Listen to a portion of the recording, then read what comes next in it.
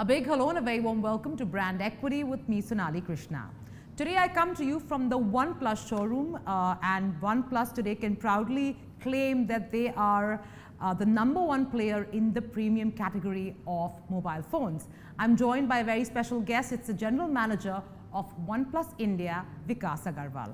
Thank you so much, Vikas. Truly a pleasure having you on Brand Equity and of course being in your showroom. You're welcome. It's been a rather interesting journey for OnePlus.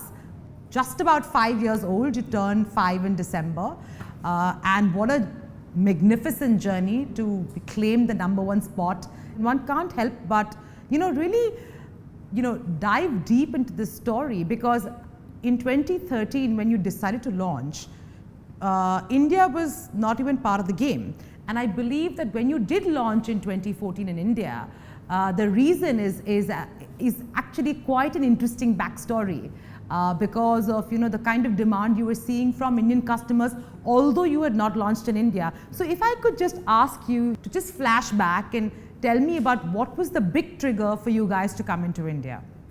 Yeah, so back in 2013, OnePlus was launched and we wanted to create a truly global brand, and we had a team from 19 different nationalities who were present back then, and we kind of realized that we understand those markets better than the other markets, which is why we launched OnePlus simultaneously in 19 countries back in early 2014. But India was not one of them because we did not really have an Indian employee.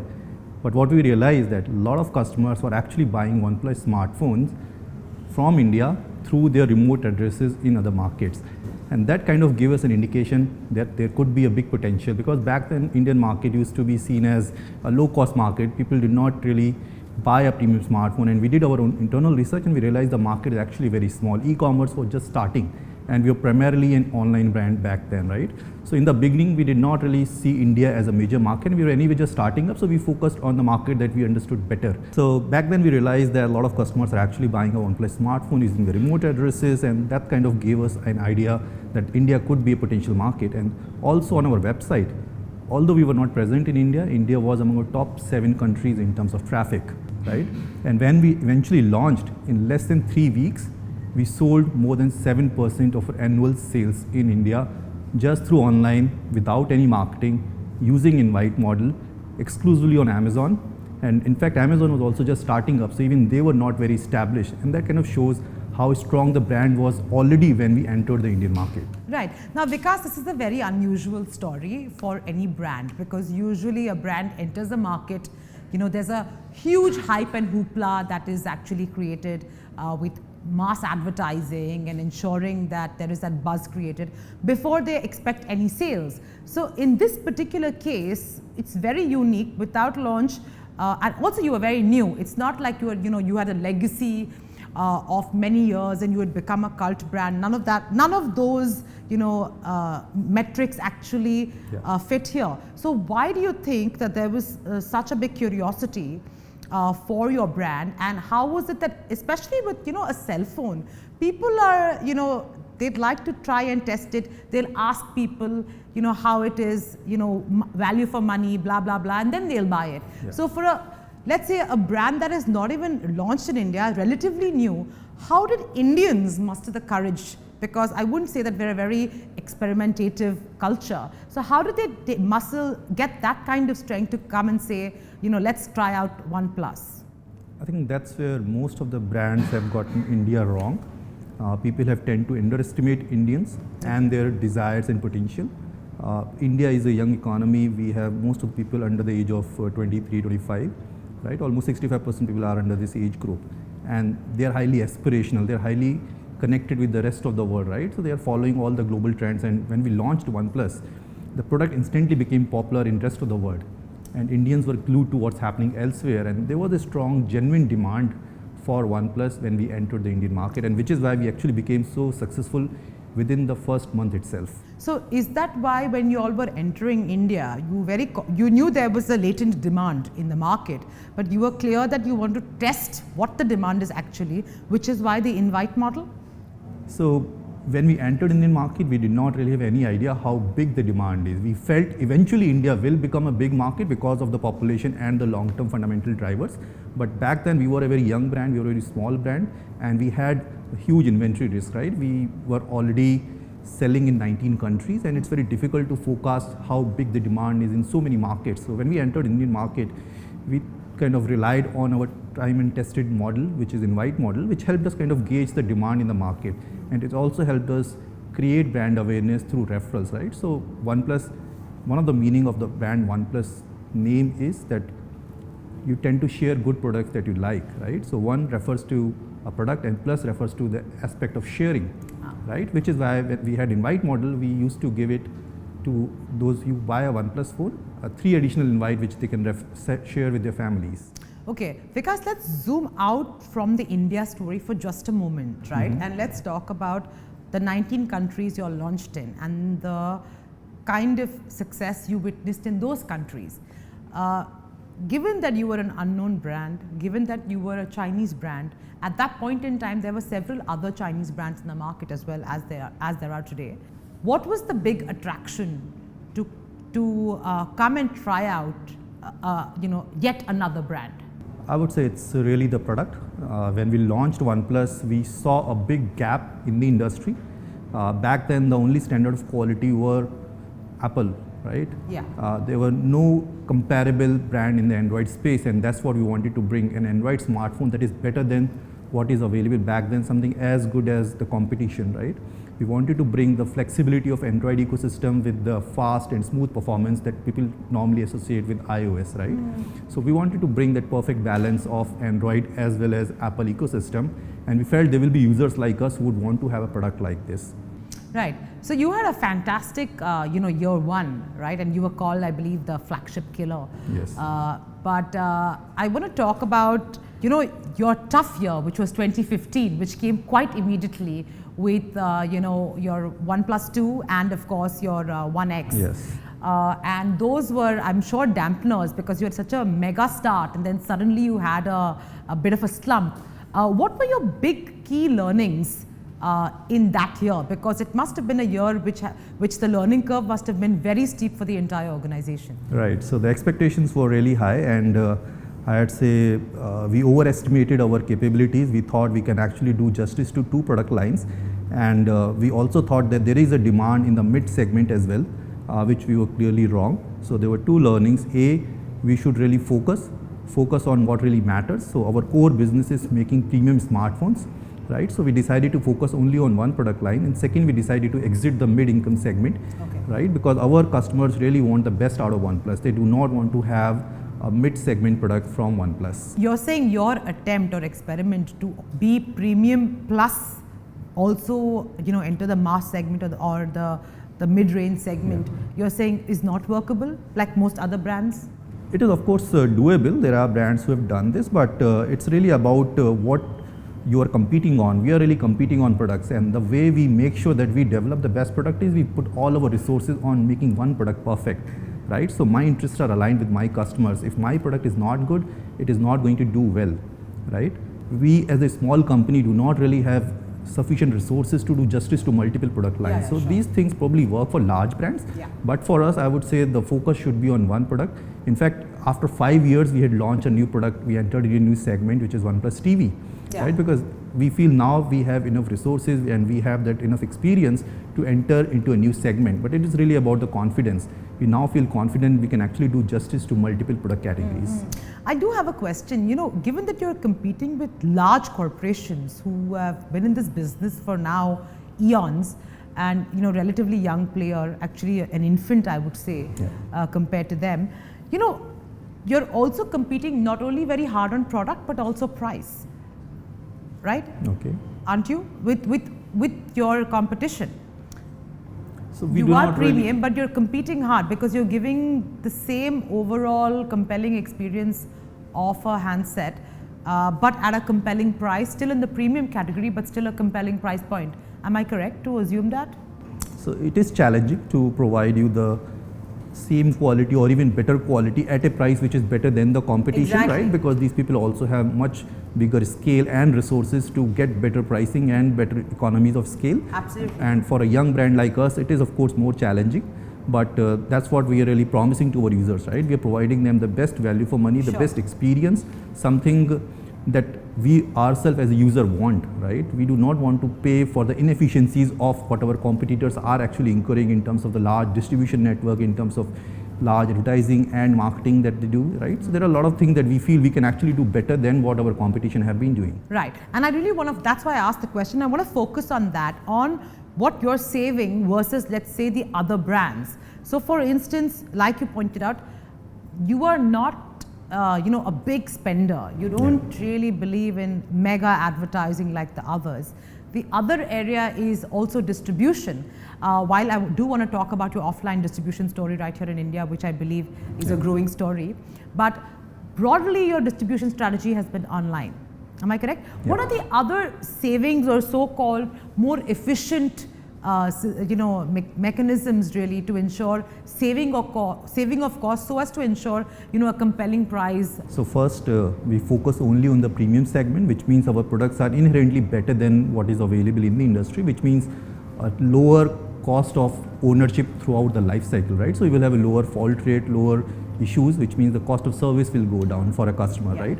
Second, we are a very young and small company. We do not have the overheads like what our competition has.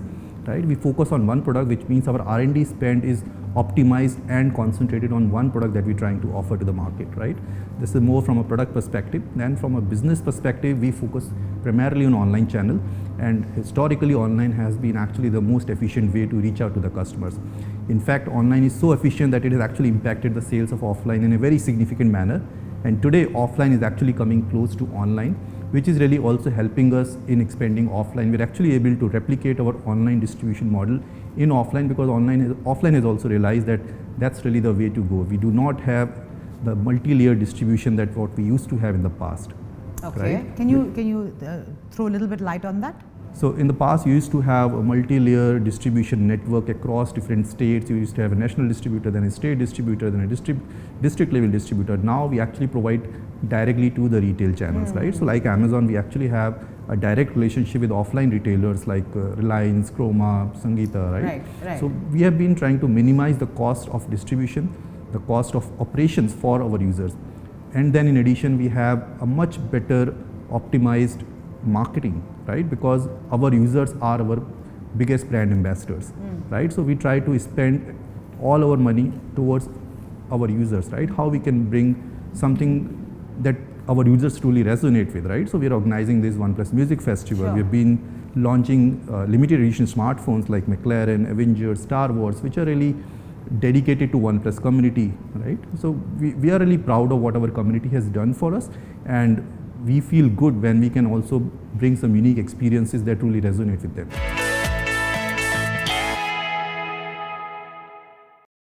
The other thing I want to talk to you about is your distribution. When you launched in India, you didn't really have a store like this, for instance, right? Only online. How would you say that the Indian customer usually feels some kind of security and safety to know that if there is a problem with my phone, I can go to the store and complain? This online non-personal interface is usually quite intimidating. How did you overcome that? I'd say India is actually a combination of multiple kind of personalities, right? Okay. So there are certain users who are very comfortable shopping online, who like to read reviews, make their decision based on what they learn from the reviewers and the other users, and that's how they decide their purchases. And in the beginning, we targeted only those users, right? So these are the users who know what's really happening in the rest of the world, and they wanted to have the latest and the most popular product globally, right? And online is probably the most efficient way to reach out to these users. But what about after sales service? Yeah, so we were actually providing after sales service across the country through pickup and drop service in the beginning, but now we actually have our own network of offline service centers, right? Okay. So that's the first level of users that we targeted. And then once we have saturated this audience, which is mostly in the top 6 or 8 cities, right? So in the beginning, for the first 3 or 4 years, we were only focusing on the top 6 cities in the country, right? And now I think we have reached a stage where everybody in those cities are actually already aware of OnePlus. But there is a next tier of audience who do not shop online, who do not really know what's happening elsewhere, right? And that's a market where we're trying to enter through our offline partnerships and OnePlus stores. So you currently stand at 35%, followed by Samsung at 23 and Apple at 21. These are the current figures, am I correct? Yes, these are the figures for the latest quarter as per the counterpoint. Right. So now your offline distribution plan, I believe there are some mega plans that you're currently brewing. Could you share as to how you're looking at this expansion? Sure. So right now in online we have 2/3 market share, which means almost every second customer is buying a OnePlus smartphone, right? And I would say online will continue to grow because they are growing very fast in the tier 2 and tier 3 cities. But in tier 1 cities where we already have a very strong brand awareness and penetration, we feel offline can be a big growth driver. So right now we have partnership with top 10 retail chains in the country, and through them we have presence at over 2,500 offline touch points. Okay. We also have our own network of 20 offline experience stores, which we are looking to scale to 100 by end of next year. So when you say experience store, are you talking about like a store like this? Yeah, so this is going to be a regular OnePlus experience store, but in large cities like Mumbai and Delhi and Bangalore, we will be looking at setting up super experience stores, which will probably spread over 25,000 square feet. Oh wow! Right, so they're going to bring the next level of retail experience in India. Right, and you expect obviously a big spike once you have a complete offline network of your exclusive stores, plus of course expansion of your distribution network. What is your own estimate of how much this will grow? So right now I think the market itself is very small. We are less than 5% of the overall industry, and the opportunity that we have is to expand the entire market, right? So last year... You mean you're talking about the category? Yes, so the premium segment in India is less than 5% because people do not really strongly feel about buying a premium smartphone, right? There are affordability challenges, right? Products which were available so far were probably overpriced, or people were not able to justify the price premium. So you need to have a stronger reason to appeal to these users and pay a little more to get that premium experience. So we feel there are multiple triggers. There is strong industry tailwind which is going to drive the industry growth. First, there is a big trend of consumer upgrade, consumption upgrade, right? There is a big trend of premiumization. So a lot of customers who have already used a mid-segment or an entry-level smartphone are probably going to upgrade to a more premium smartphone, right? That will be the first big trigger. And then in India itself, it's a young country, it's highly aspirational country, right? The affordability is going up. Brands are actually focusing more on the Indian market, which will actually drive the growth. And the new brands which are now in the country will be investing in earning customer trust, right? So we'll be setting up these offline retail stores, we'll be focusing more on the customer experience throughout their life cycle, right? And that will give customer confidence to actually trust these premium products. Right. Vikas, give me a sense if you are still obviously very young and hence still in your investment phase, or have you already started making money? So OnePlus has been profitable since inception. So we do not subscribe to the industry approach of subsidizing products to gain market share. We are a very young company which is focused on certain segment. Our mission is to really share the best technology with the world, but our company vision is to be a surviving brand, right? We do not want to commit to things that we cannot actually sustain, right? So as a brand, we are looking for next 10 year, 25 year, 50 years journey. And we have identified India as our biggest investment market today. So globally, we are the biggest market where we'll be focusing on investments. On investments, right? So globally, we are still the same young small brand who is focusing on online and really not investing in setting up these offline network or really investing in marketing. But in India, we already have that strong leadership, and now the focus is on actually expanding the entire market, right? Why is that? Why are you focusing in terms of investment so much in India and not in other countries? So we already have countries? A leading market share, and the market itself is so small. So the next wave of users is actually going to come not from taking share of competition, but really from expanding the market. I see. Right? So we expect the entire industry to double or triple in next 3 years, right? Because the base is so small, and that's where we'll focusing on making additional investments. So we are actually going to invest additional 1,000 crores in our R&D facility in India, which is actually going to become our biggest R&D facility. More than bigger than Shenzhen. Yes, eventually it will actually become bigger than all our global facilities, right? We are setting up this big offline infrastructure. We are also looking to export from India for all global markets. We already have our global contact center out of India, right? So India is almost like our second headquarter. Right? I see. Okay, wow. So give me a sense that of all the countries now that you're present in, which is your biggest market in terms of revenue? India is our biggest market. Really? Yeah, it contributes more than 1/3 of our global revenues. Oh. And I would say this is just the beginning.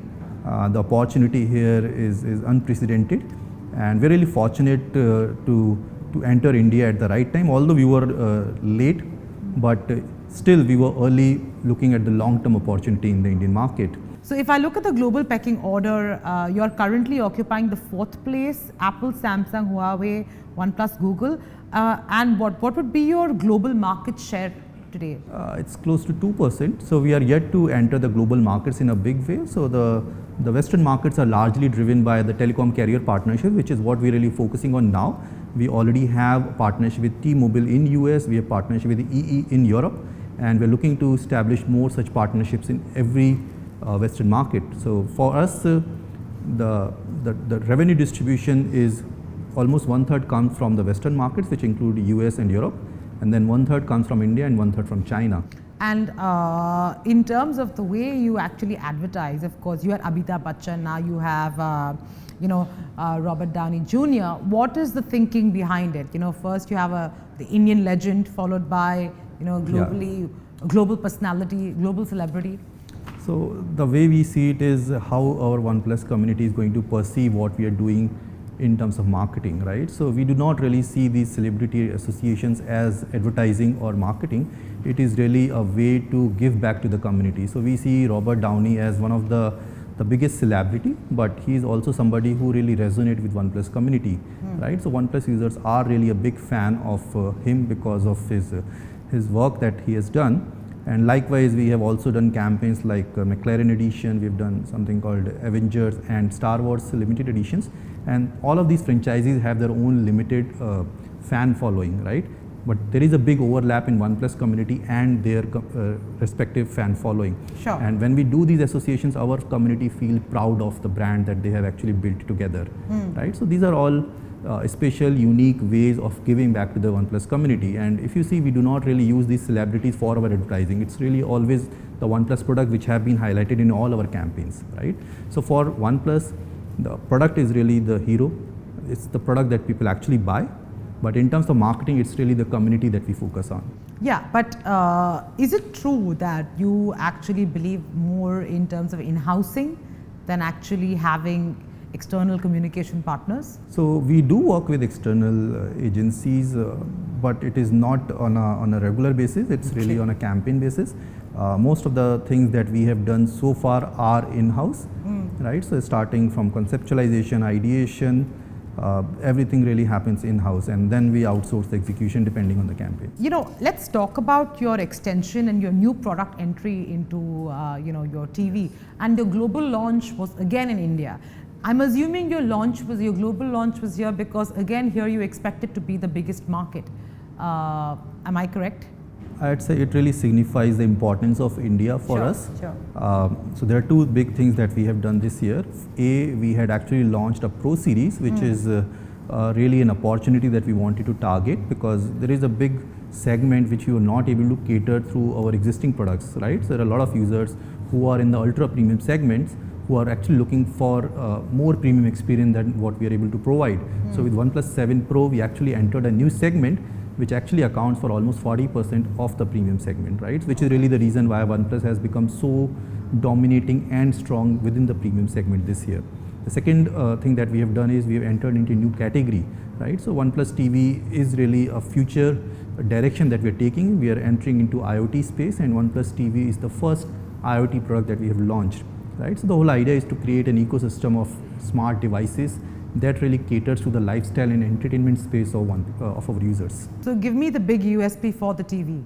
So there are several actually. So the one big USP, or the one big headline point for the TV, if you had to say, to consumers who already have smart TVs. I'd say it's really about the overall experience. We do not focus on one aspect. We really focus on what user is going to look for, because it's always a trade-off. You cannot really provide everything in a product, right? You have to make certain trade-offs, and that's what we really focus on we wanted to make those trade-offs on behalf of customer to provide a truly burdenless experience. Okay. Right. So on the TV, for example, you have got the best-in-class visual experience. We partner with Dolby for Dolby Atmos and Dolby Vision.